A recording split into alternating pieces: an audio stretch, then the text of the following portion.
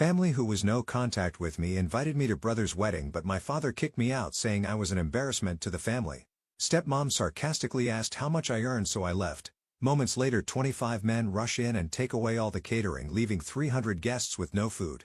I tell them they should have done their due diligence because I own the catering company. I've always believed in building something for myself, and that is exactly what I did when I started my catering business. What began as a modest food truck back in my college days gradually evolved into a full-service catering company, now employing over 50 people and servicing high-end events all across the greater Chicago area. I've worked hard to get here. Sleepless nights, sacrifices, and relentless determination.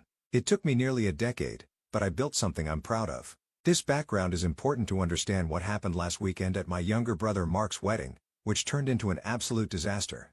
To give some context, I haven't been on speaking terms with my family for nearly 6 years. My mom passed away when I was 14 and my dad remarried within a year to Jenny, my now stepmother. Jenny made it clear from day one that she wanted no reminder of my mother. My father, eager to move on, allowed her to push my mother's memory out of our lives, which created a lot of tension between us. My younger brother, Mark, who was only 10 at the time, became very close to Jenny, but I struggled to accept her sudden controlling presence in our home. The distance between my father and me started then. The real breaking point came during my college years, while I was juggling multiple part-time jobs to pay for school. My father refused to offer me any financial help, claiming I needed to learn responsibility.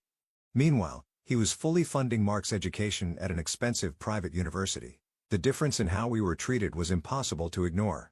Jenny, who had a condescending attitude towards me, never missed an opportunity to belittle my efforts. While I was trying to build my catering business, she often referred to it as playing with a food truck, while praising Mark's real career in finance. After college, I rarely contacted them. I would show up for holidays, but that was about it. The final straw came 6 years ago when I learned that my father and Jenny had sold our childhood home without informing me. I only found out after they had moved into a new place. And by then, all of my mother's remaining belongings, things I had wanted to keep, were gone. When I confronted my father about this, he told me I was being overly emotional and needed to move on with my life. That was the moment I decided to go no contact.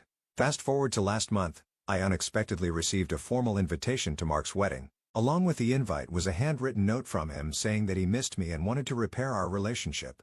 After a lot of thought, I decided to give it a chance. Despite our family history, I figured it was worth attending. I even offered to provide the catering for the wedding at a significant discount as a gesture of goodwill, but Mark politely declined, saying they had already booked another company. I was a little hurt, but I shrugged it off. The wedding was held at a beautiful venue in Lake Forest, and I arrived cautiously optimistic. Mark seemed genuinely happy to see me, which was a relief, but Jenny's attitude hadn't changed. The moment she saw me, she made snide comments about my appearance and my catering business. I brushed it off and tried to enjoy the ceremony, which was undeniably beautiful. However, the family seating arrangement was telling. I was placed at a table far from my immediate family, alongside distant cousins I barely knew, which felt like a subtle reminder that I was still an outsider. Things took a nosedive during the reception. My father, clearly drunk, approached my table and started berating me out of nowhere. He accused me of showing up uninvited despite the formal invitation I had in my pocket and loudly claimed I was an embarrassment to the family. He said my presence was ruining Mark's big day. And before I could even respond, Jenny chimed in asking with thinly veiled sarcasm how much I was earning playing restaurant owner these days. She even commented on my suit, implying I couldn't afford something as nice as what I was wearing. The sheer audacity of it was unbelievable. Instead of saying anything or reacting at all, I decided to leave quietly. I knew there was no point in engaging with them, especially with my father being drunk and Jenny clearly enjoying the opportunity to take jabs at me. I was walking towards my car when something caught my eye: the catering staff setting up for the main course. I recognized several of them immediately. These were people who worked for me. That's when it hit me. The catering company my business partner had hired for the wedding had recently been acquired by my company. The former owner had stayed on as a manager, so I hadn't been directly involved in the planning. But legally, the company and this event were now under my control. I called my operations manager just to confirm what I was already suspecting. Sure enough, this was our event. I thought back to what my father had said, how I was an embarrassment, how I was ruining the wedding just by being there. And that's when I made a decision. If my presence was so offensive to them, then surely, they wouldn't want my company catering their event either. I instructed my staff to pack everything up and leave immediately. Within 15 minutes, 25 of my employees had loaded all the food, equipment, and supplies back into our trucks and were on their way out. Chaos erupted shortly after. With 300 guests left without their main course or dessert, people started to realize something was seriously wrong. My father tried to intervene, but there was nothing he could do. The contract they signed with the previous owner of the catering company included a clause that allowed us to terminate service if there was any hostile or discriminatory behavior towards our staff or ownership. And that's exactly what had happened. I left my business card with the venue manager, and told her to have my father contact my lawyer if there were any disputes over payment. The fallout was immediate. By the next morning, my phone was blowing up with messages from family members accusing me of being selfish and petty. Mark sent me a long text saying I had ruined his wedding and proved Jenny right about me all along. My father unsurprisingly threatened to sue me for breach of contract. I forwarded all of their communications to my lawyer and blocked their numbers. A couple of hours later, I started hearing from some guests who had attended the wedding. Surprisingly, several of them were on my side. They had witnessed the way my father and Jenny had treated me and said they were appalled by their behavior. One of Mark's friends who had seen my catering company's work before even reached out to apologize for how things had played out and said he was impressed with how quickly and professionally my team handled the situation. This support was unexpected, but it reminded me that not everyone in the family was blind to what had really happened. As the days passed, I found out that Mark's wedding had made the rounds in social circles, particularly how it ended. Apparently, word had spread among Mark's colleagues and friends about the drama that unfolded, and it wasn't long before Jenny's carefully curated image started to crack. Some mutual acquaintances even mentioned that Jenny had tried to downplay the whole incident, blaming me entirely for ruining the reception. However, the truth was already out, and no one was buying her version of events. The damage had been done.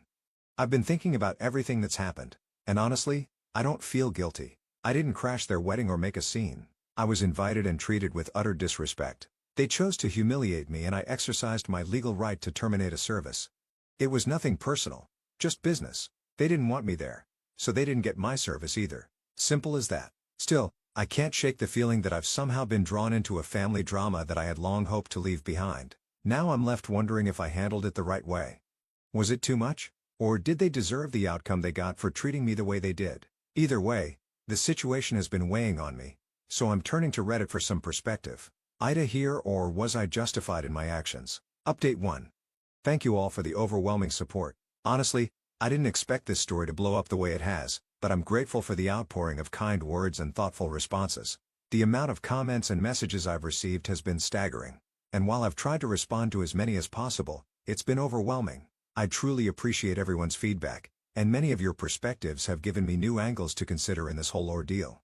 A lot of people have asked about the legal side of things and whether or not my father and Jenny are really planning to take action against me. The short answer, yes. They threatened to sue, just as I suspected. Here's what has happened since my original post. Right after the wedding fiasco, I contacted my lawyer to get ahead of any potential legal trouble. We went over the contract between my catering company and the previous owner of the business, which was signed by either Mark or his wedding planner. The good news is that the contract is rock solid. It contains a clause that allows us to terminate services in cases where there's any hostile or discriminatory behavior directed at our staff or ownership. That clause was specifically added for situations like this, where things could get out of hand. To make sure we were fully prepared, I reached out to the venue manager who confirmed that their security cameras had captured everything. The footage clearly shows my father approaching me, and while the audio wasn't perfect, it picked up enough to verify that he was berating me. Jenny's snide remarks were also caught on camera, making it clear that their behavior was hostile enough to justify the decision to stop catering the event. With this evidence in hand, I felt confident that my legal standing was solid. A few days after the wedding, my lawyer sent a formal letter to my father's attorney explaining the situation. We laid out the details, emphasizing that the contract allowed us to terminate services due to their hostile behavior. We even mentioned the video evidence and made it clear that we were more than willing to provide it if necessary. At first, I thought that would be the end of it, but, of course, I underestimated how stubborn and vengeful Jenny could be. Yesterday, my father's lawyer sent a response, demanding a full refund for the catering. They also threatened to sue for damages, claiming that by pulling the catering, I had ruined the wedding and caused irreparable harm. They were seeking compensation not only for the catering, but also for the disruption it caused to the entire event. Naturally, I wasn't about to cave into their demands. I wasn't going to pay them anything, especially since they were the ones who had created this mess in the first place. After discussing things with my lawyer, we decided to offer a counterproposal. We're willing to refund 50% of the deposit, but only under 2 conditions. First, they have to sign a non-disclosure agreement, NDA, which means they can't talk about this situation publicly or leave negative reviews online. Second, They have to sign a release of claims which would prevent them from pursuing any further legal action against me or my company. We've sent the offer, and now we're just waiting for their response. Despite all this legal wrangling, Jenny has already tried to cause problems. The venue manager called me a few days ago to let me know that Jenny had been attempting to post negative reviews about my catering company online. In her reviews, she claimed that we had sabotaged the wedding and blown things out of proportion to make the family look bad. Thankfully, the venue manager was able to block her attempts, but it's still frustrating to deal with. My legal team is keeping a close eye on the situation. And if Jenny continues to spread false information, we'll treat it as defamation and escalate accordingly. Interestingly enough, the chaos of the wedding has led to some unexpected positives for my business. Several wedding guests have since reached out to compliment how my staff handled the situation and even expressed interest in hiring us for their own events. Some of them told me they were impressed by how quickly and professionally my team packed up and left. It's strange to think that a disaster like this could lead to new business opportunities, but that seems to be the silver lining in all this. As for my brother, Mark, he still hasn't contacted me directly, but he did send a message through one of our mutual cousins. In the message, Mark admitted that he felt guilty for not standing up for me during the wedding. He said that he didn't want to cause problems with our father and Jenny, which is why he stayed silent when things got ugly. He apologized and asked if we could meet to talk things over. I have mixed feelings about this. Part of me wants to give him a chance to explain, but another part of me feels like it's too late for that. For now, I'm going to hold off on any meetings until the legal situation is fully resolved. On a personal level, I've been reflecting a lot on everything that's happened.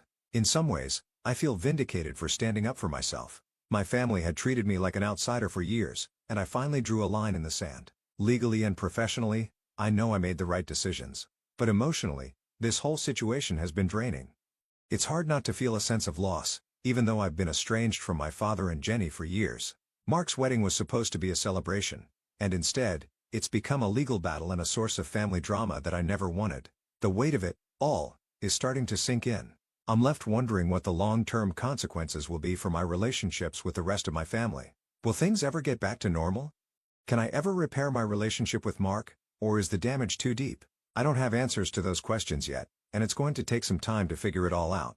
For now, I'm focused on seeing how my father and Jenny respond to our offer. If they agree to the NDA and the release of claims, maybe we can all move on from this mess. If they refuse and decide to push forward with legal action, I'm prepared to defend myself and my company. No matter what happens, I'll make sure to update you all. Again, thank you for all your support and encouragement. It means a lot to me, especially during this chaotic and stressful time. Update 2. Since my last update, things have only gotten messier, but at least the legal side is now behind me. Before diving into that, let me backtrack a little to fill you in on something I recently learned. One of my business associates who had a working relationship with the wedding planner hired by Mark and Jenny gave me some additional insights into what went down before the wedding.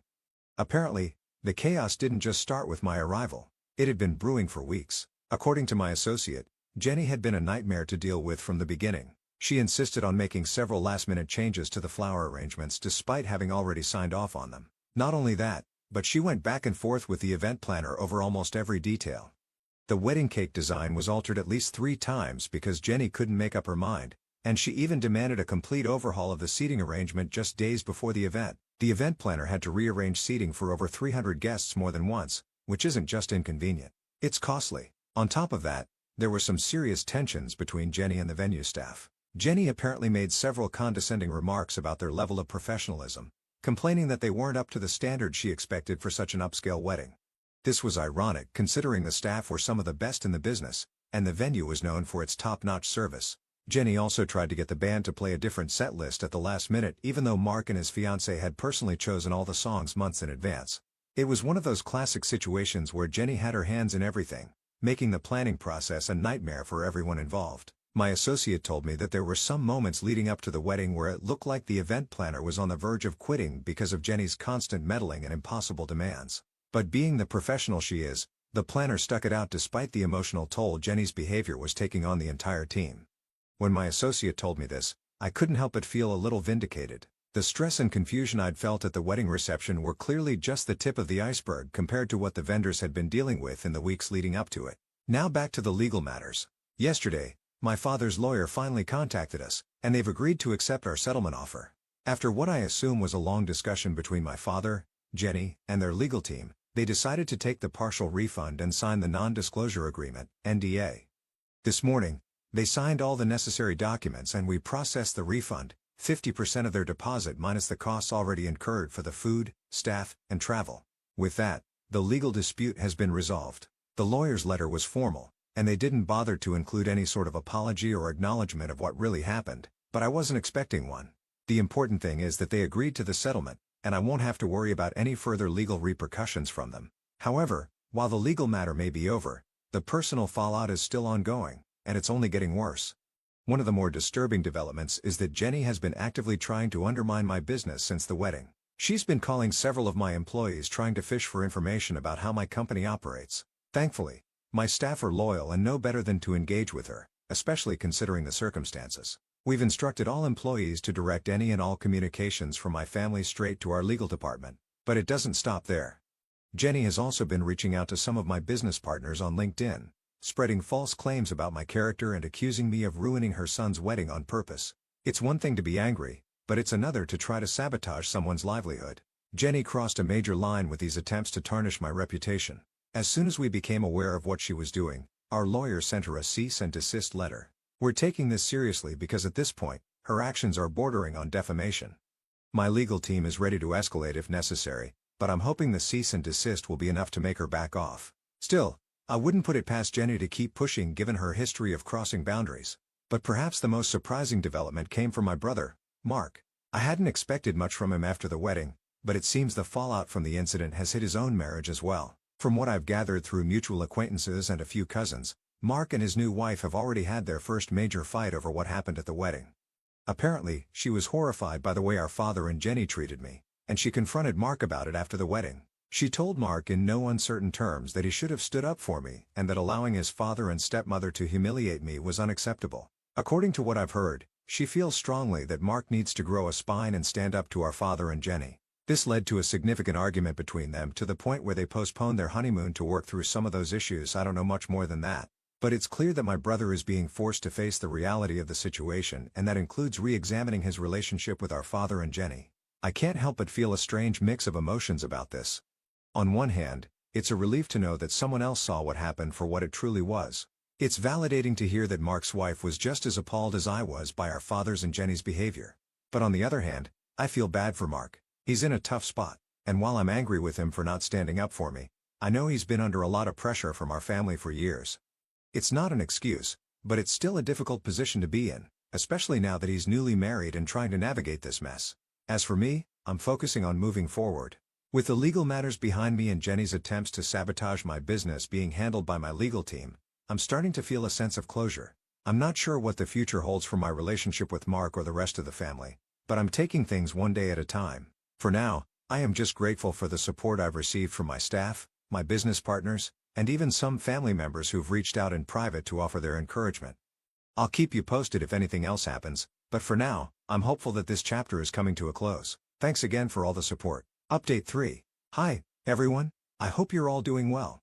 I want to start by expressing my gratitude for all the support, comments, and messages I've received since I first shared my story. The past week has been truly transformative, and I want to share how things have evolved and the unexpected turns my life has taken since my last update.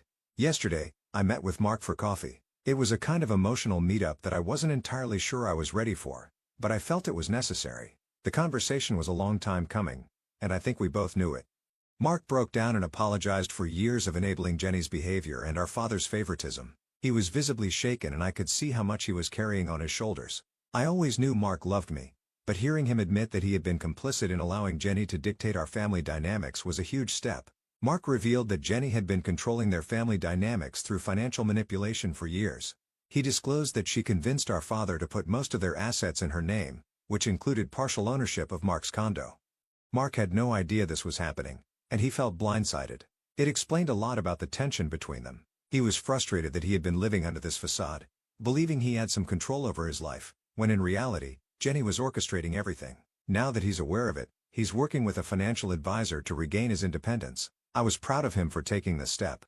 It showed he was ready to make changes in his life. During our coffee meeting, Mark also told me about a breakthrough with his wife. She contacted me privately later that day to share some good news. They are going to couples counseling.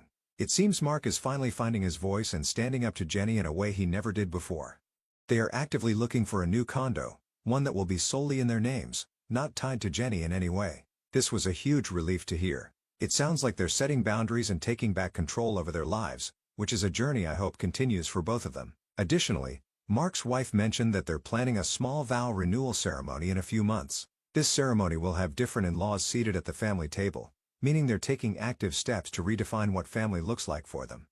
Hearing this warmed my heart. It seems they are committed to building a new family narrative that doesn't include the toxicity that Jenny and my father have brought into our lives. As for Jenny and my father, they've surprisingly gone quiet since signing the NDA. Through some mutual acquaintances, I've learned that they are facing social consequences in their country club circle. Apparently, they had been telling a very different version of our family story to their friends, painting me as the villain. Now it seems that people are starting to question their narrative, and the consequences of their actions are catching up to them. It's strange to think that the social standing they valued so much is now in jeopardy because of their own behavior. The entire experience has taught me a lot about the importance of setting boundaries with toxic family members. Sometimes the hardest decisions, like maintaining those boundaries or standing up for your principles, are the right ones. Even when they cause short-term chaos, I've come to realize that standing firm in my truth, despite the backlash, has led to unexpected growth and healing in other relationships. I'm grateful for the community's support. Many of you have reached out to share your own experiences with toxic family dynamics, and it's comforting to know I'm not alone in this. I hope my story can help others facing similar situations. I've realized that life is too short for toxic relationships, but it's never too late for genuine reconciliation with those who are truly sorry. Looking ahead, I plan to maintain my boundaries with Jenny and my father. They've shown me who they truly are, and I have no desire to re-enter that dynamic. However, I'm cautiously optimistic about rebuilding relationships with Mark and other family members who are willing to interact respectfully. I think there's a chance for us to reconnect, especially since Mark is now aware of the need for healthier boundaries. As for my business, things are going better than I could have anticipated. In the wake of the wedding incident, I received several inquiries from potential clients who were impressed with the chaos. Our reputation has actually strengthened in local community, and we're experiencing a surge in bookings as a result. It feels rewarding to know that my hard work over the years is paying off and that I'm being recognized for the dedication I've put into my company. I also took the time to meet with my employees to discuss the incident. I wanted to ensure they felt supported and acknowledged for their professionalism during a challenging event. The feedback from them was heartwarming. Many expressed their appreciation for the strong company culture we built together, which made me feel proud as a leader. It reinforced my belief in the importance of treating employees well and fostering a positive workplace environment. To those who asked about future family events, I'll continue to maintain my boundaries with Jenny and my father, but I'm excited to explore the possibility of re-establishing connections with Mark and other family members ready to interact respectfully. It's a fine line to walk, but I'm hopeful. Life is too short for toxic relationships, and I want to focus on the positive connections that bring joy and support into my life. Thank you all for your unwavering support, awards and kind messages. They've meant more to me than you know. I might not post updates moving forward, but I wanted to share this final update to let you know how things have changed for the better. I hope you all take care and remember that it's okay to stand up for yourself even when it's hard. You never know how it might inspire others to do the same.